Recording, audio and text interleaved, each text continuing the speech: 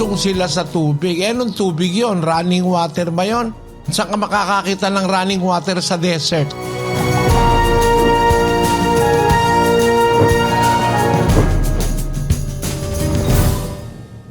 Meron ako sa iyong babasahin, Binautismuhan sa tubig, hindi umaagos. Eto, babasa ako sa iyo.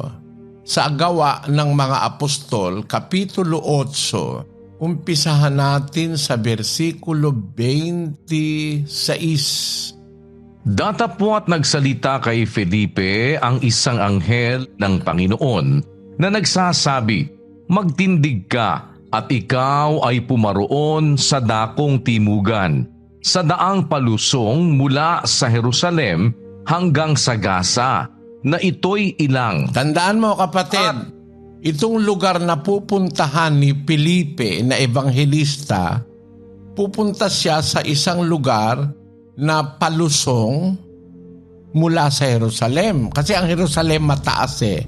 Ang ibig sabihin ng palusong, bababa ng Jerusalem, pupunta siya sa Gaza, na ito'y ilang, a desert. Gaza, sa desert. Ito ang sabi ngayon, tuloy natin. At siya'y nagtindig at yumaon, at narito ang isang lalaking taga-Ethiopia, isang bating na may dakilang kapamahalaan na sakop ni Candace, reyna ng mga Etiope, na siya'y namamahala ng lahat niyang kayamanan, at siya'y naparoon sa Jerusalem upang sumamba. Ito senaryo, yung bating, sumamba sa Jerusalem. Pauwi na siya. Saan siya pauwi? Sa Ethiopia. Kasi lalaki siyang Etiope, siya ang namamahala ng kayamanan ng reyna ng mga Etiope na si Candace. Sumamba siya sa Jerusalem, pauwi na siya, pauwi sa Ethiopia, ang dadaanan niya ay disyerto. Alam mo naman yung disyerto di ba?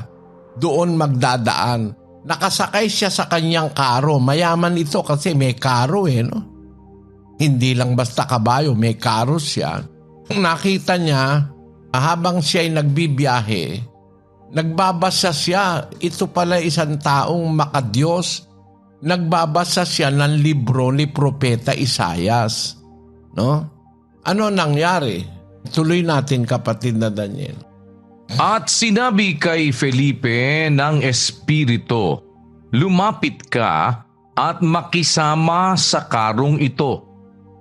At tumakbo si Felipeng patungo sa kanya at napakinggan niyang binabasa si Isaias na propeta. At sinabi, "Nauunawa mo baga ang binabasa mo?" At sinabi niya, "Paanong magagawa ko? Maliban nang may pumatnubay sa aking sinuman." Nagbabasa siya, nilapitan siya ni Felipe kasi inutusan si Felipe ng Espiritu Santo sumama sa kanya dun sa karo. Ang binabasa niya, aklat ni Propeta Isaias. Sabi ni Felipe, "Nauunawa mo ba yung binabasa mo?" Sabi niya, "Paano kung mauunawa malibang may pumatnubay sa aking sinuman?" At pinakiusapan niya si Felipe na pumanhik at maupong kasama niya doon sa karo. Ngayon, habang sila'y lumalakad, kasi pauwi ng Ethiopia yung bating, dumating sila para ikat natin ng konti ang istorya. Dumating sila ngayon sa 8:36, basahin natin kapatid na Daniel. At sa pagpapatuloy sa daan, ay nagsidating sila sa dakong may tubig. At sinabi ng bating, "Narito ang tubig.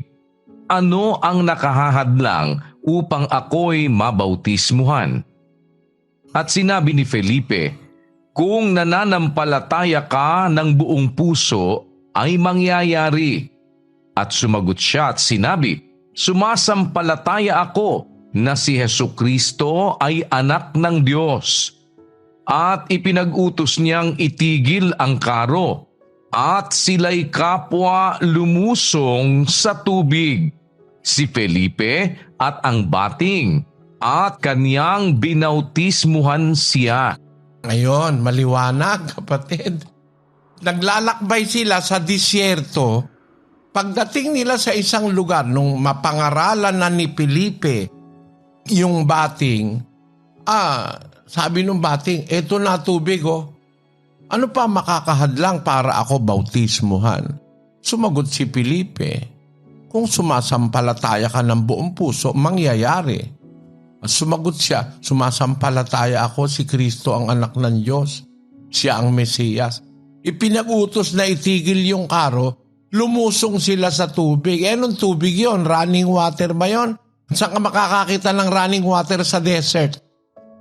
Ang tubig sa desert ay yung tubig na tinatawag sa isang lugar na may naipong tubig, ang tawag doon oasis, kapatid. Bigyan kita ng halimbawa, ito nakikita ito sa disyerto. Tingnan mo yan, disyerto yan. Siguro katatapos lang umulan, may tubig dyan sa lugar na yan.